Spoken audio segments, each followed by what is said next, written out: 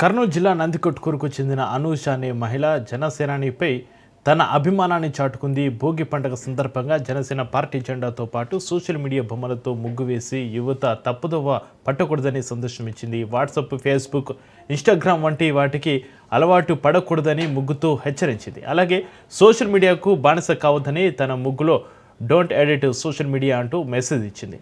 ఇలాంటి సందేశాత్మకమైన ముగ్గును వేయడంతో అనూషను కాలనీవాసులు అభినందించారు.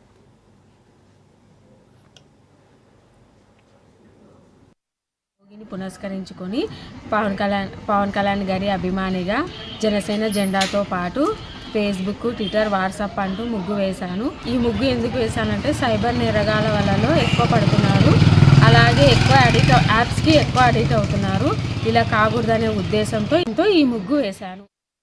నా పేరు అనూష. సంక్రాంతి సందర్భంగా భోగిని పునస్కరించుకొని